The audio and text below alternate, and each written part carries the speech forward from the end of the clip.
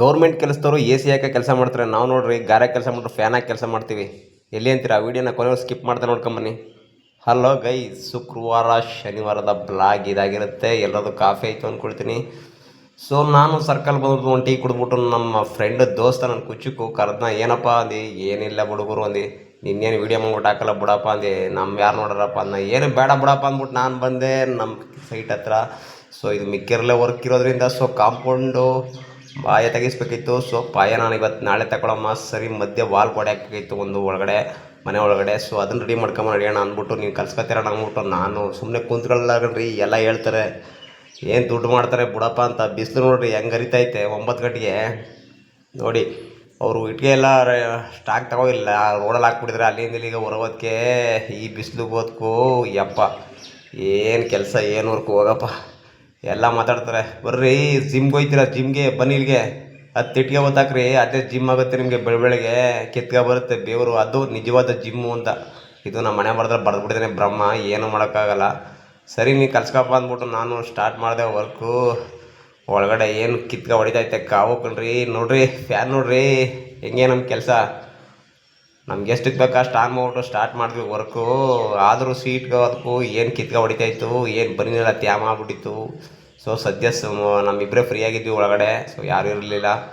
So ಕಷ್ಟ ಸುಖ ಮಾತಾಡೋಣ ಅಂದ್ರೆ ನನಗೆ ಅಂದ್ಬಿಟ್ರೆ ಅವ್ನು ಗೊತ್ತಿಲ್ಲ, ಅವ್ನ್ಬಿಟ್ರೆ ನನಗೆ ಗೊತ್ತಿಲ್ಲ, ಹಂಗಾಗೈತಿ. ಇನ್ನು ಫ್ಯಾನ್ ಜೊತೆ ಮಾತಾಡೋಕ್ಕಾಗತ್ತಾ? ಕರೆಂಟ್ ಬೇರೆ ಹೊಂಟೋಯ್ತು. ಸರಿ ಅದು ಹಂಗೆ ನಿಂತ್ಕೊಂಡ್ಬಿಡ್ತು. ಸರಿ ಮತ್ತೆ ಕರೆಂಟ್ ಬರುತ್ತಲ್ಲ, ಅಲ್ಲಿ ಗಟ್ಟ ವರ್ಕ್ ಮಾಡೋಣ ಅಂದ್ಬಿಟ್ಟು ನಮ್ಮ ಕಾಯಕವೇ ಕೈಲಾಸ ಅಂತ ನಂಬಿರೋ ನಾನು.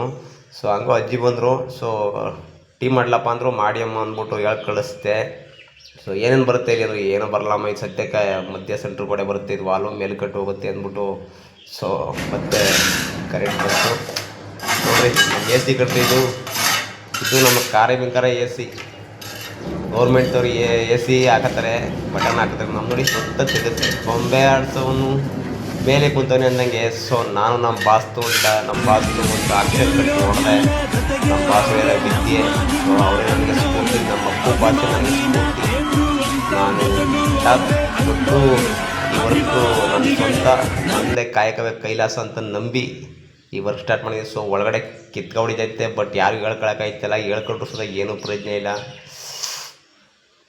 ಹೇಳಿದ್ರೆ ಹಣೆ ಬರ, ನೀನು ಹಣೆ ಬರ ಮಾಡಪ್ಪ ಅಂತಾರೆ. ಸೊ ಲಾಸ್ಟ್ ಫೈನಲ್ಗೆ ಈ ವರ್ಕ್ ಬಂತು ಸಣ್ರಿ. ಸೊ 7.5 ಅಡಿ ಹೈಟ್ ಎತ್ತು ಬಿಟ್ಬಿಟ್ಟೆ. ಸೊ 6 ಇಂಚ್ ಇಟ್ಟಿಗೆ ವಾಲು. ಸೊ ಇದನ್ನು ಕಂಪ್ಲೀಟ್ ಮಾಡಿಬಿಟ್ಟು ಸಿಗೋಣ, ಎಲ್ಲ ನೀಟಾಗಿ ಒರೆಸ್ಬಿಡಪ್ಪ, ಕ್ಲೀನ್ ಮಾಡ್ಕೊಬಿಡಪ್ಪ ಅಂದ್ಬಿಟ್ಟು. ಸೊ ಆ ಫ್ಯಾನ್ನ ಬಿಚ್ಚಬೇಕಿತ್ತು, ನಾಳೆ ಬಿಚ್ಚಿಸ್ತೀವಿ ಅಂದರು. ಸೊ ಅದನ್ನು ಮುಗಿಸ್ಕೊಂಡು ಇತ್ತು ಶನಿವಾರದ ಬ್ಲಾಗ್ ಆಗಿರುತ್ತೆ. ನಾನು ನಮ್ಮ ಫ್ರೆಂಡ್ ಕರ್ಕೊಂಡು ಸ್ವಲ್ಪ ಕಿರಲ್ಗೆ ಹೋಗಿತ್ತು, ಸ್ವಲ್ಪ ಐಟಮ್ ತರಬೇಕಿತ್ತು. ಸೊ ಅದನ್ನು ತಗೊಂಡು ಮತ್ತೆ ಹೊರಟೆ.